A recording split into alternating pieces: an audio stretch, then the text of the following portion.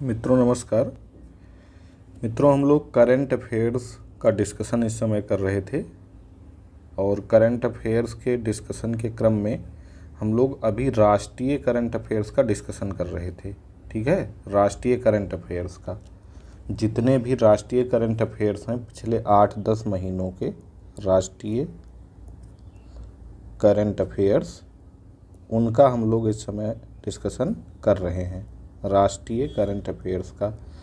और राष्ट्रीय current affairs के डिस्कशन के क्रम में हम 4-5 टॉपिक डिस्कस कर चुके हैं, जिनमें से पिछले वीडियो में भी कुछ डिस्कशन किया गया, उसके पहले भी किया गया है और आज एक नया वीडियो लेकर हम आपके सामने उपस्थित हैं।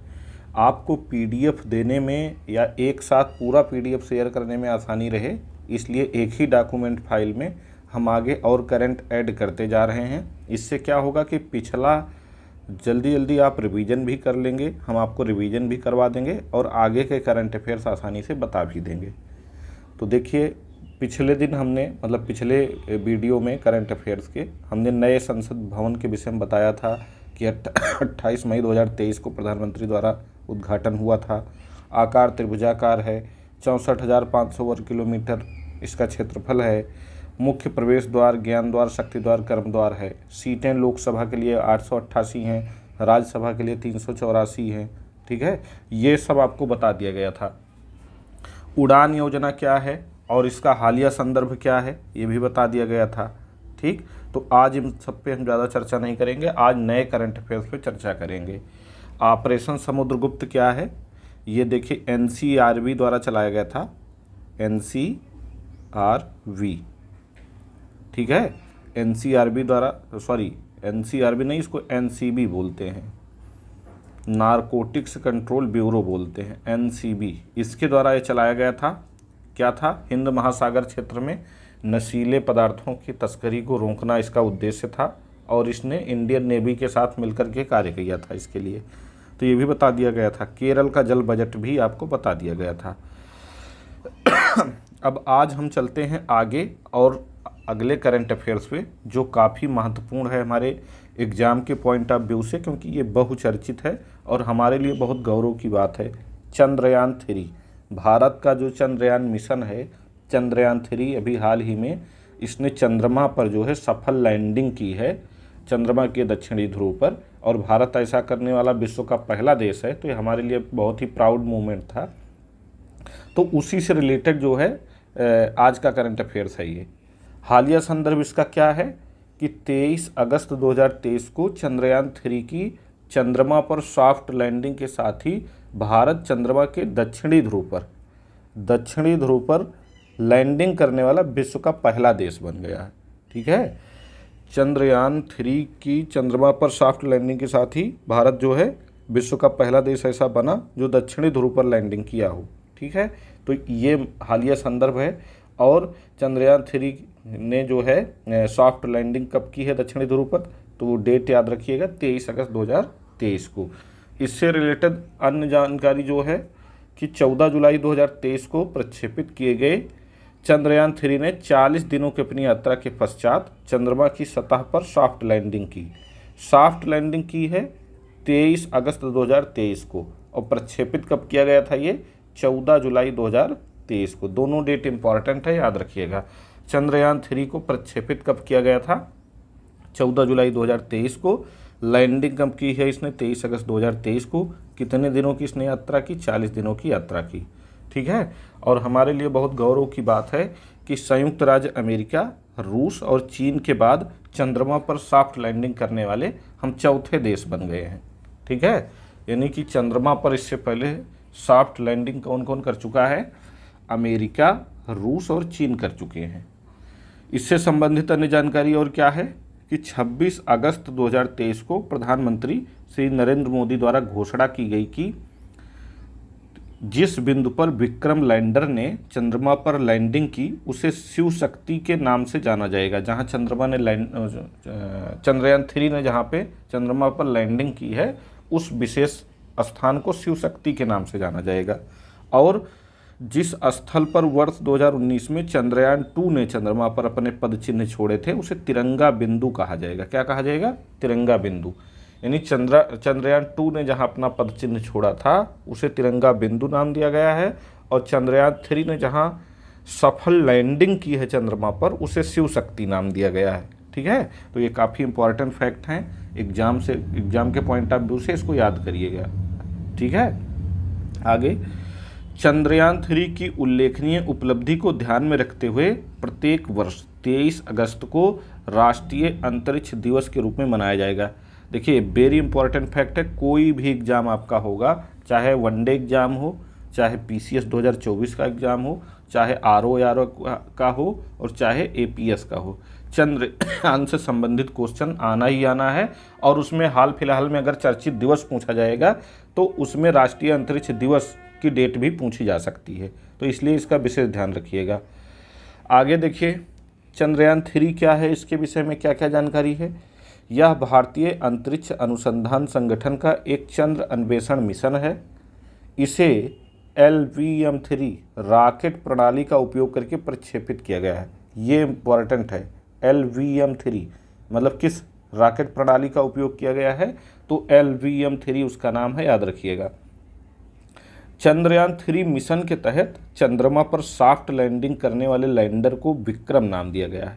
ठीक है, चंद्रयान 3 मिशन के तहत जो चंद्रमा पर सॉफ्ट लैंडिंग करने वाला लैंडर है उसका नाम विक्रम है, तथा चंद्रमा की सतह पर विचरण करने वाले रोवर को प्रज्ञान नाम दिया गया है।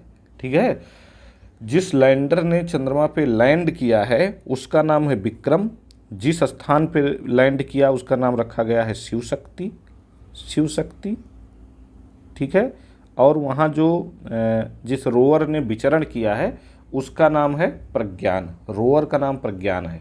ठीक है, लैंडर का नाम है विक्रम, स्थल का नाम है शिव शक्ति, जहाँ उसने विचरण कर और वहाँ विचरण करने वाले रोवर को जो है प्रज्ञान नाम दिया गया है, ये ध्यान रखिएगा।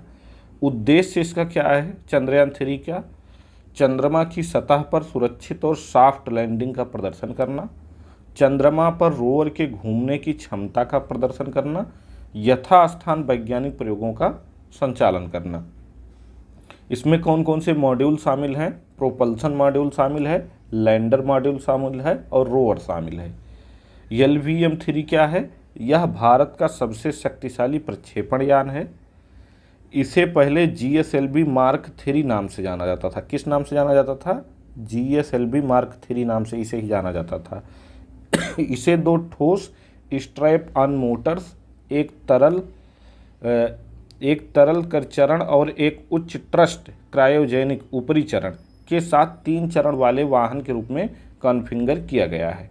ठीक है, यह जियो सिंक्रोनस ट्रांसफर ऑर्बिट में 4 टन तक के वजन वाले उपग्रहों को लागत प्रभावी तरीके से प्रक्षेपित करने की क्षमता रखता है। ठीक है, कितना वजन ये ले जा सकता है, 4 टन। 4 टन GSLV मार्क 3 जो है, GSLV मार्क 3 या अभी इसको जो हाल फिलहाल में नाम दिया गया है LVM मार्क 3, ये जो है कितना वजन ले जा सकता है, 4 टन तक का। ठीक है, 4 टन तक का ये वजन ले जा सकता है। चंद्रमा के दक्षिणी ध्रुव के अध्ययन का कारण क्या है, दक्षिण ध्रुव का अध्ययन हम इसलिए कर रहे हैं कि वहाँ जल संसाधन का पता लगाना चाहते हैं, वैज्ञानिक खोजें करना चाहते हैं और पृथ्वी के इतिहास की संभावित जानकारी जानना चाहते हैं। ठीक है, तो ये तो हो गई चंद्रयान 3 के विषय में जानकारी। अब अगली जानकारी हमारी महत्वपूर्ण है, India smart cities award 2022। India smart city award 2022 के विषय में चर्चा करने का कारण क्या है कि हाल ही में इसको जारी किया गया। कब जारी किया गया है, 25 अगस्त 2023 को, 25 अगस्त 2023 को। और हम जानते हैं इसको जारी कौन करता है प्रत्येक वर्ष, आवासन एवं शहरी मामलों का मंत्रालय जारी करता है। कौन, आवासन एवं शहरी मामलों का मंत्रालय जारी करता है। इसने अभी हाल ही में 2022 के विजेताओं की घोषणा की है। इसका उद्देश्य क्या है, स्मार्ट सिटी मिशन के अंतर्गत सर्वोत्तम प्रथाओं एवं नवाचारों को पहचानना, प्रोत्साहित करना और पुरस्कृत करना, यही इसका उद्देश्य है इंडिया स्मार्ट सिटी अवार्ड का। विभिन्न श्रेणियों में किन शहरों को क्या मिला है, किस श्रेणी में मिला, ये एक बार हम थोड़ा देख लेते हैं। राष्ट्रीय स्मार्ट सिटी पुरस्कार मिला है, इसमें पहले स्थान पे इंदौर है, दूसरे पे सूरत है, तीसरे पे आगरा है। ठीक है। राष्ट्रीय स्मार्ट सिटी पुरस्कार में पहले पे इंदौर है, दूसरे पे सूरत है और तीसरे पे आगरा है। राज्य पुरस्कार में पहले पे मध्य प्रदेश है, दूसरे पे तमिलनाडु है, तीसरे पे राजस्थान और हमारा उत्तर प्रदेश है। ये इम्पोर्टेंट है, याद रखिएगा, ठीक है। हमारे उत्तर प्रदेश का स्थान राज्य इंडिया स्मार्ट सिटी पुरस्कारों में तीसरा स्थान है राज्यों में, ठीक है। संघ राज्य क्षेत्र की बात की जाए तो इसमें पहला चंडीगढ़ है, इतना ही आप जान लीजिए पर्याप्त है। इनोवेटिव आइडिया अवार्ड की अगर बात की जाए तो इसमें पहले पे हुबली है, दूसरे पे सूरत है और तीसरे पे रायपुर है।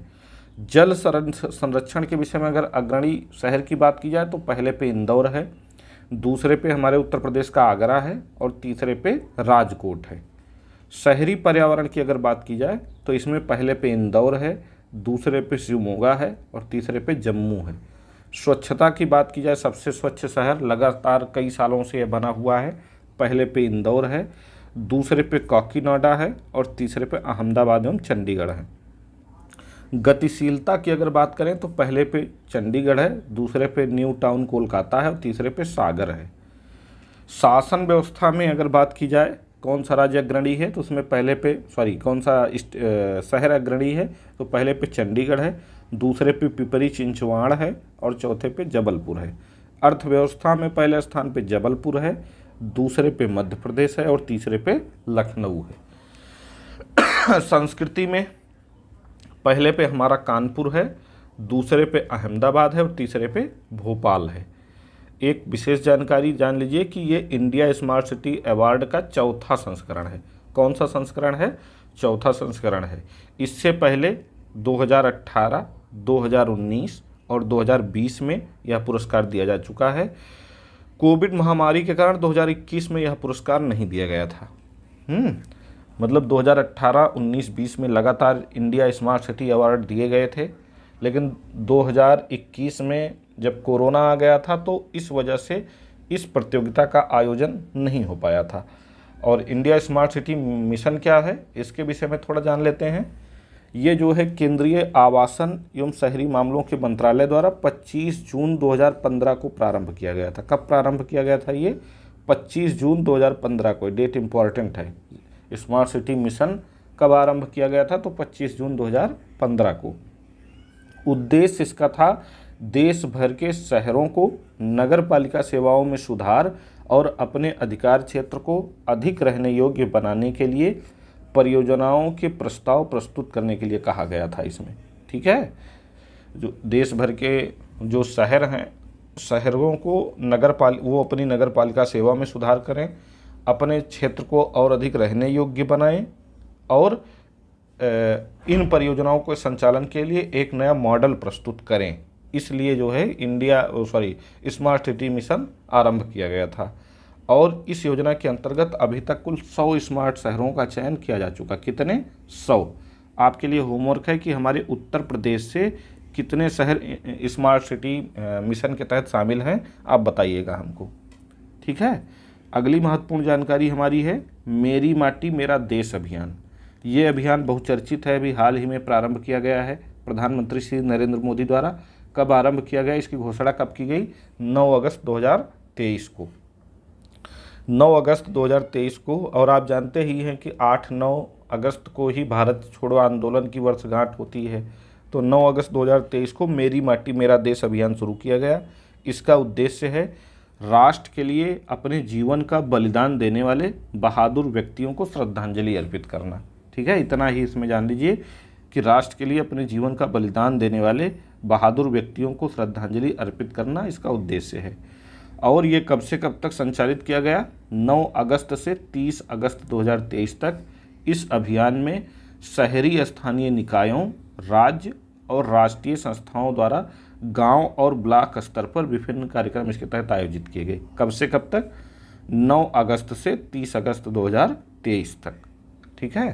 तो ये 3 जानकारी आज महत्वपूर्ण थी जिनकी चर्चा हमने आपसे की। और अगर ये हमारा इनिशिएटिव पसंद आ रहा आपको तो आप लाइक, शेयर, सब्सक्राइब करना ना भूलें।